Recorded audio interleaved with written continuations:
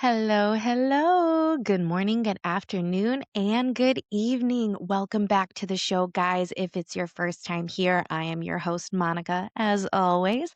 And I'm glad you're here because today's episode is a lot. It's always a lot, isn't it? This episode has a little bit of everything. We are starting off with some truly bizarre headlines, the kind of stories that make you stop and say, wait, what is actually happening here? We are going to talk about unexpected wildlife situations involving an antelope casually roaming around Tennessee like it missed the memo about where it's supposed to live. And then we're diving into one of the strangest pieces of movie memorabilia to ever hit an auction block. And yes, this one involves a very famous scene from the Jim Carrey comedy Ace Ventura, When Nature Calls. But after that, the tone is going to just completely shift. Our main segment today, we are going to talk about the heartbreaking case of 25-year-old Michele Carson. What started as a celebratory trip with a close friend would ultimately end in tragedy. And the investigation that followed revealed a disturbing pattern of control, violence, and manipulation that had been hiding just beneath the surface. And finally, before we wrap things up today, I will give you a little personal update because I recently had surgery. And let's just say the experience involved inflatable leg squeezers and a heated air mattress blanket and enough medication to make the entire day feel like a very strange ride. So settle in. We've got strange news, a serious story, and a little real life chaos to round things out. All right, guys, let's get into it. Welcome back, guys. So, if you live in Tennessee, your morning commute probably consists of maybe the occasional deer or, wild road turkey. Well, residents of a neighborhood in Nashville recently got something a little bit more exotic. An African oryx antelope was spotted roaming around Jolton, Tennessee, which, for anyone keeping score at home, this is not exactly part of the African savanna. The animal was first spotted early in the morning near Old Marrowbone Road when a driver actually had to slam on his brakes to avoid hitting it. At first, the man said he thought it was just a really large goat sticking halfway out of the woods until he noticed the horns. And then those horns can reach 2 or 3 feet long, which is actually the point where you realize, okay, that's definitely not a goat. Photos of the animals started circulating on social media, and soon other locals chimed in saying that they'd seen it too, confirming that yes, there was in fact a wild African antelope wandering around the middle of Tennessee. Now, if you're wondering how this happens, the likely explanation is surprisingly simple. Exotic animals are actually legal to own in Tennessee. Authorities suspect that the oryx may have escaped from a private farm or some kind of exotic animal property nearby. And apparently, this isn't even the first time Tennessee residents have dealt with an unexpected wildlife situation. So last year, a pet zebra named Ed managed to escape and spent more than a week roaming Rutherford County before finally being captured and returned to its owner. So now the oryx is still out there living somewhere, possibly living its best life, possibly confusing every single driver who passes it, because nothing makes you question reality faster than driving to work and suddenly realizing you just almost hit a safari animal. So now that, we've discussed safari animals, let's just get into something a little even sillier. And if you grew up in the 90s, the next story might unlock a core childhood memory you didn't even ask for. Because one of the most ridiculous props in comedy movie history is officially going up for auction. The mechanical rhinoceros from the infamous butt birth scene in the 1995 movie Ace Ventura, When Nature Calls, is now for sale. Yes, that rhino. The scene starring Jim Carrey as an extremely unhinged pet detective involves Ace hiding inside the robotic rhinoceros while spying on villains in the African wilderness. Unfortunately for him, the fan inside the prop breaks, the desert heat kicks in, and things quickly spiral into chaos. Eventually, a completely overheated Ace Ventura has to escape, and the only way available is, crawling out the back end of the rhinoceros in front of a horrified group of tourists who believe that they're witnessing a rhinoceros giving birth. That was fun to say, you guys. I'm sure they had a lot of fun writing this. It is objectively one of the weirdest moments in 90s comedy. And now the actual prop used for the exterior shots in the film is hitting an auction block. So the mechanical rhinoceros measures more than 10 feet long. It includes an interior seat and a control area, and even still has a working hatch door and a fan inside. Hopefully, the fan actually works, unlike in the movie.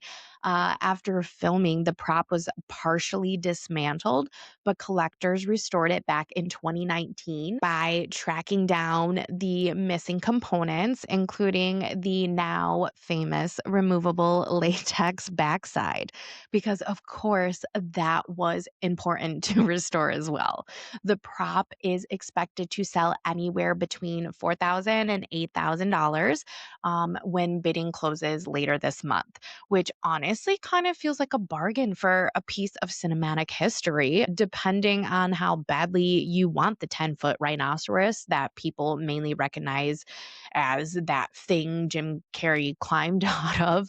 But hey, somewhere out there is a movie collector thinking, yes, this will be perfect in my living room.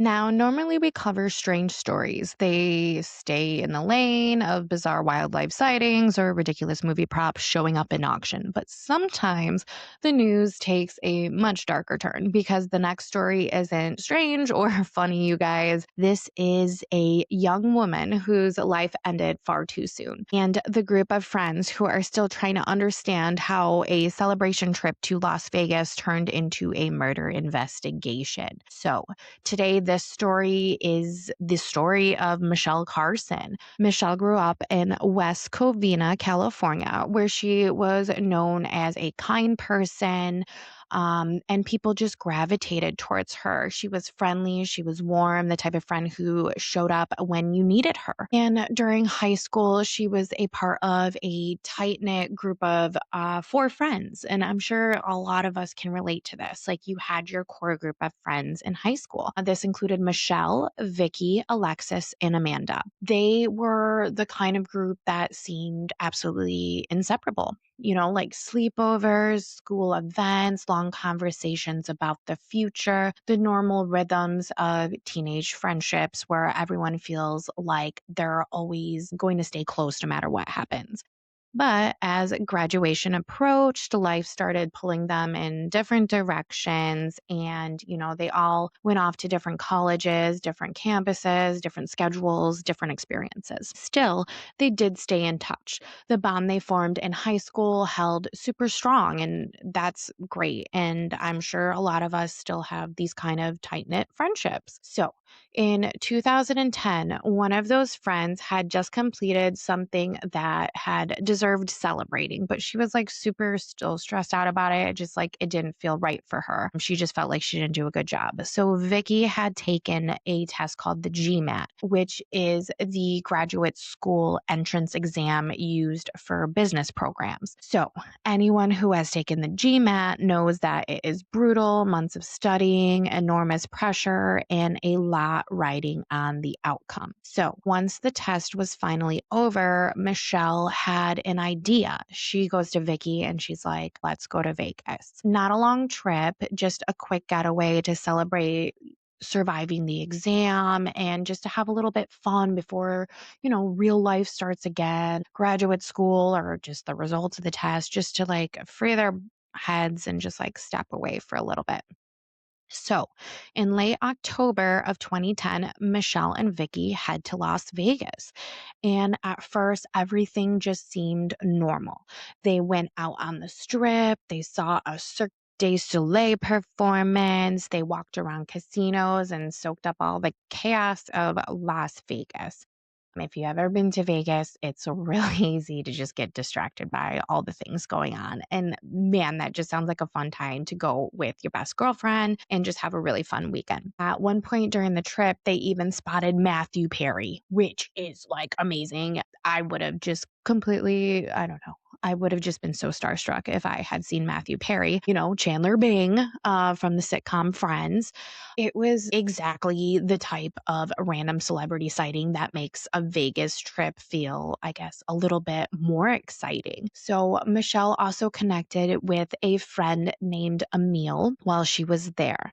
Emile apparently had a crush on her, something that their circle of friends already knew. But it was more of like one sided. So, she really wasn't like into Emile in that way, but they were just really close friends. And while parts of the trip are fun, not everything was as carefree as it was supposed to be. So Vicky was still like emotionally drained from taking the GMAT. She later said that she spent a lot of the trip crying. She was worried about bringing down the mood of everybody. They were staying in a hotel suite with two bedrooms, and then they had like a shared living room space.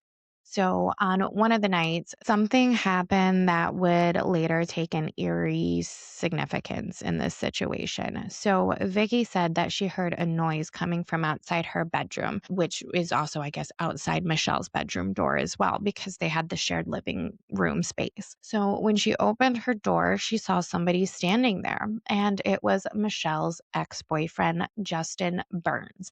Now, according to her friends, Michelle and Justin had a very complicated relationship. They had broken up, gotten back together, broken up, gotten back together like multiple times. It was just that type of relationship that her friends just describe as toxic long before anyone outside of the friendship fully realizes how dangerous that it might have been. So, when Vicky saw him in the hallway, Michelle was still asleep. So, like, Vicky ended up talking to Justin briefly. And even in that short interaction, something just like felt wrong and off. She later described feeling creeped out, like something about the situation just like didn't make any sense at all. And then Justin also told her that he was going to the vending machine. So he like leaves the room. But before brushing it off, Vicky walked back into like the bedroom area to check on Michelle. Not to just like see if she was there, but to see if she was alive, which I thought was like a really like odd thing to say. But she did watch Vicky says she's like, I watched her chest rise and fall while she slept just to make sure she was breathing, which is extremely concerning if you're checking on your friend after you see their ex-boyfriend to see if they're breathing. But at this time, she assumed that she was just being crazy and paranoid and like over worried about Michelle. Justin eventually left. Later, Michelle woke up and asked why Justin had been there. But the moment passed, like so many uncomfortable moments do. And the next day, they continued their Vegas trip, dinner, shows, and the usual activities. But Vicky was still just like overwhelmed and emotional. She didn't want to just ruin the rest of Michelle's trip. So she had made a decision to leave early and just fly back home by herself. And Michelle at that point just stayed in Vegas. That decision would become the dividing line between before and after, because days later, everything changed. On November 7th, 2010, Michelle's father received a knock on the door around 7 p.m. When he opened it, police officers were standing there. They asked him if his daughter Michelle had recently been in Las Vegas. He said yes, and then explained why they were asking him this. Her car had been found abandoned. The engine was still running. The doors were open, but Michelle was gone.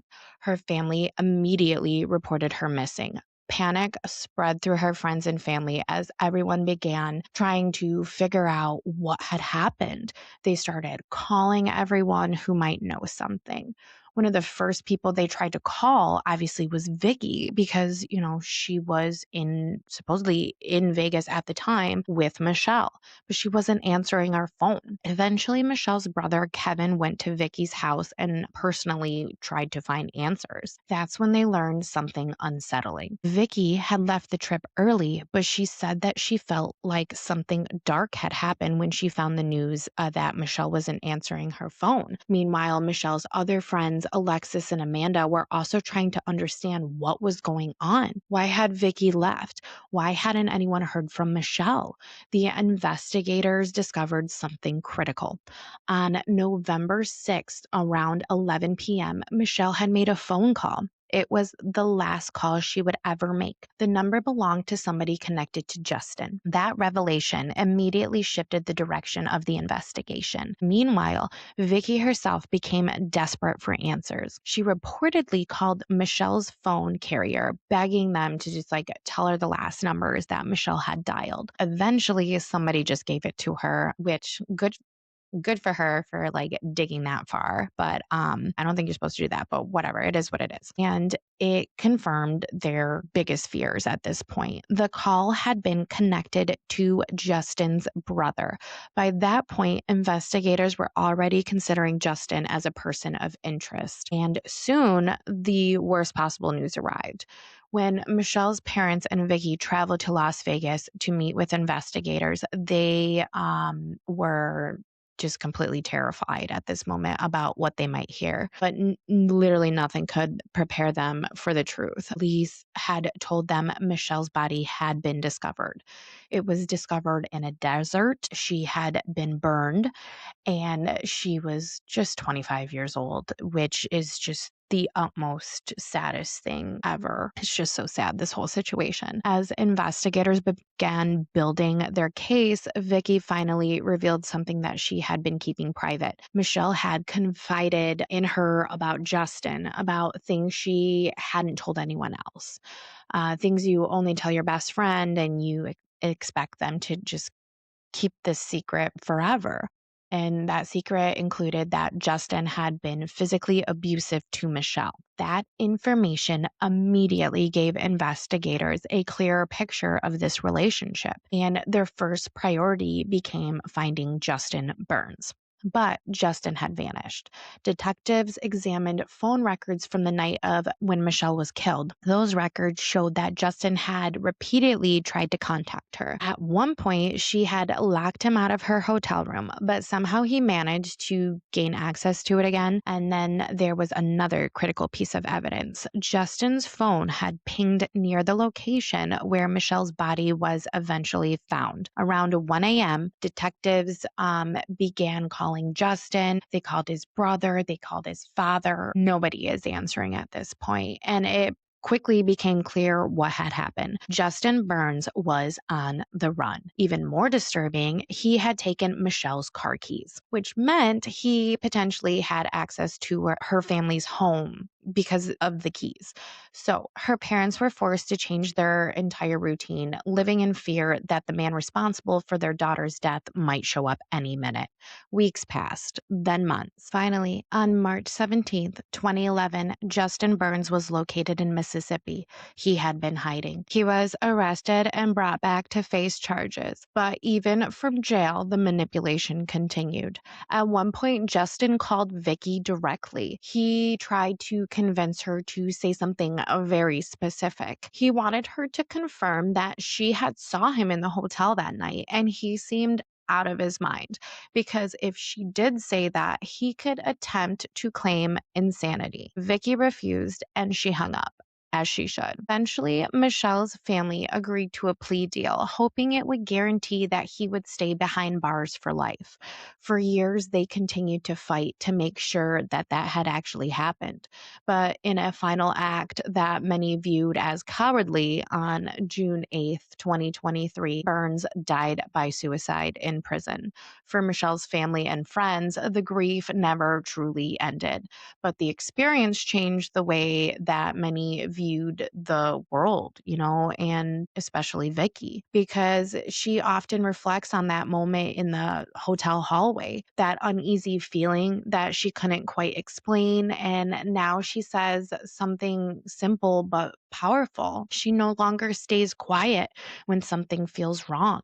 If something seems off, she speaks up because sometimes those instincts are trying to warn us. Sometimes ignoring them can have a very devastating consequence. If you or someone you know may be experiencing domestic violence, help is available. You can contact the National Domestic Violence Hotline by calling 1-800-799-SAFE or visiting thehotline.org for confidential support. You are not alone and help is available. All right, before we wrap up today's episode, I want to give you a little personal update because it has been a week, you guys. And by a week, I mean I had surgery, accidentally tried to go back to work way too early, and have basically been learning that apparently the human body requires recovery time. Who knew? So let's start with the day of surgery. I arrived at the hospital at 9 a.m., which already felt aggressive because if you know me, I'm not exactly someone who wakes up and thinks, you know what sounds good today? Surgery.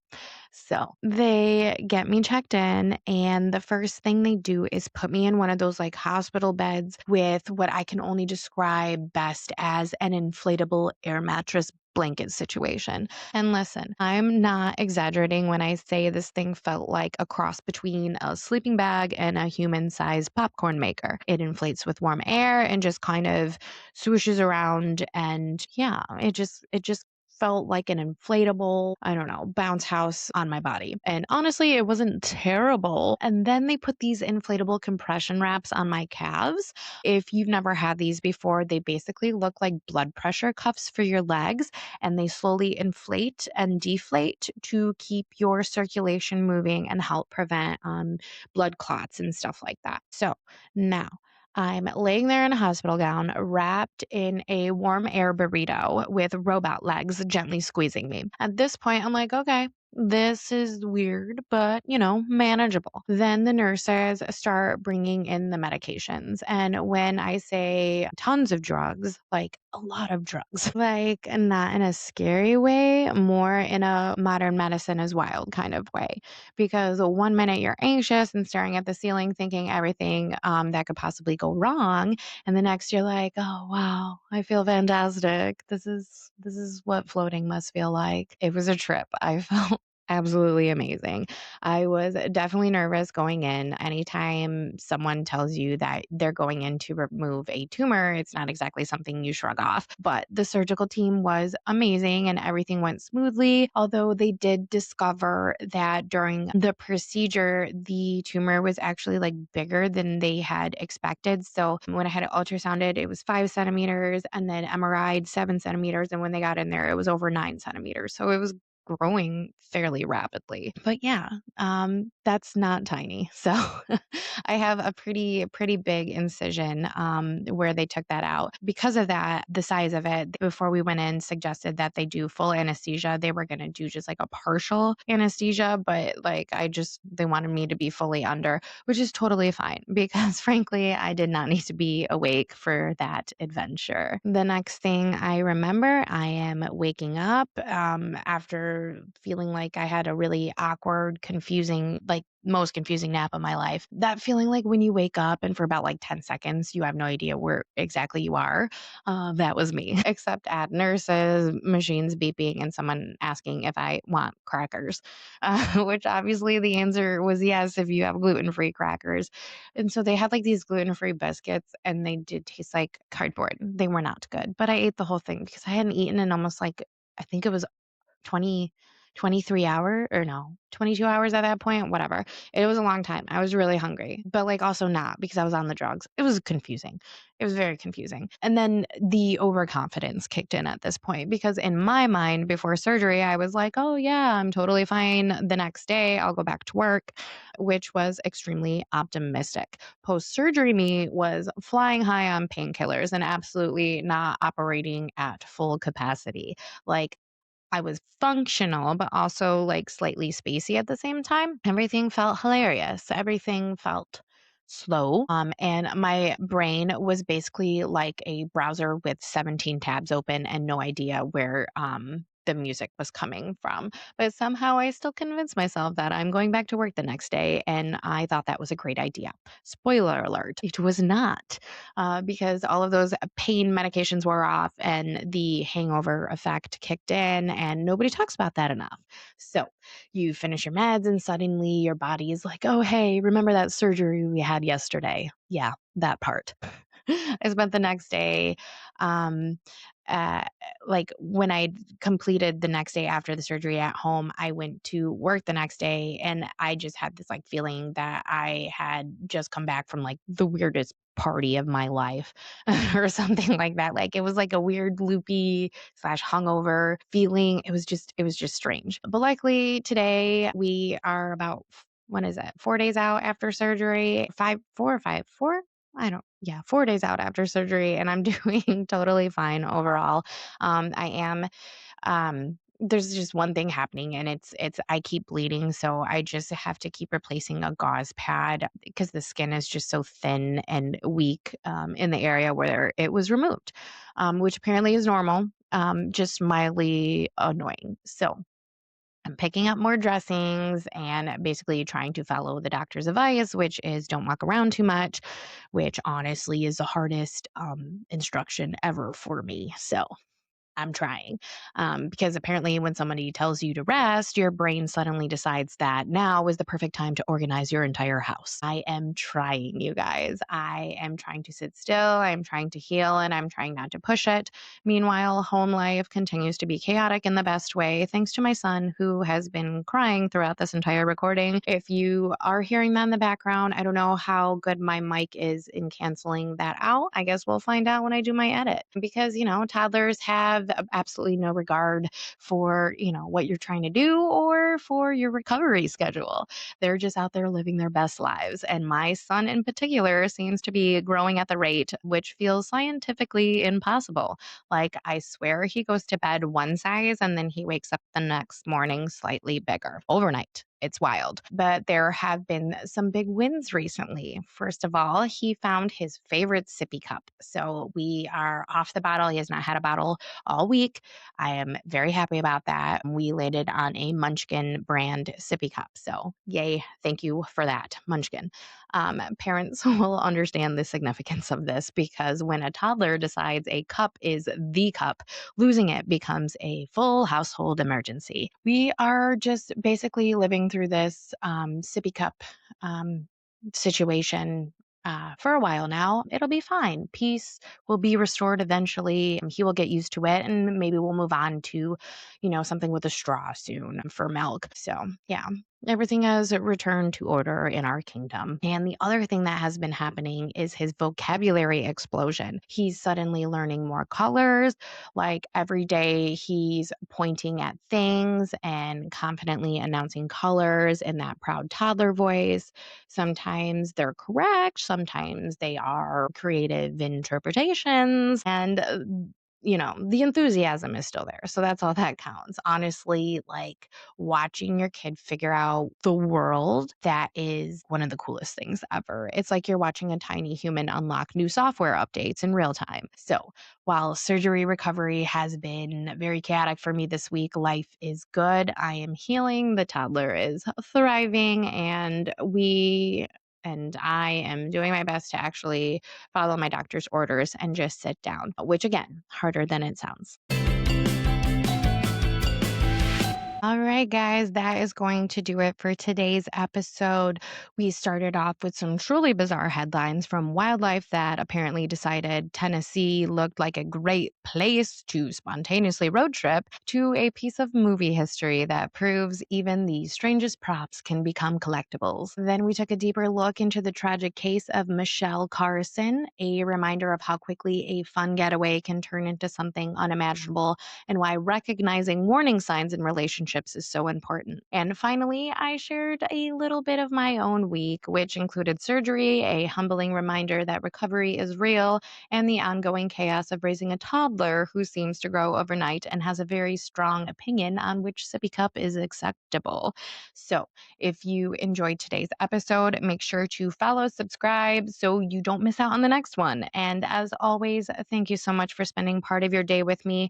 You can follow me on YouTube, Instagram, Apple, Amazon, Spotify, all of the places. I'm there. Take care of yourselves, guys. Trust your instincts, and I will see you next time. Okay.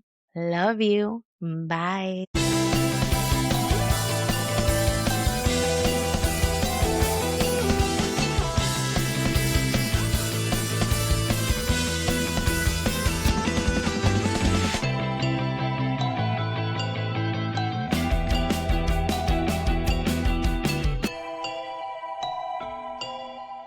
This podcast is for entertainment purposes only. The facts are fuzzy. Our stories and opinions are just that, stories and opinions, not meant to be taken as professional advice.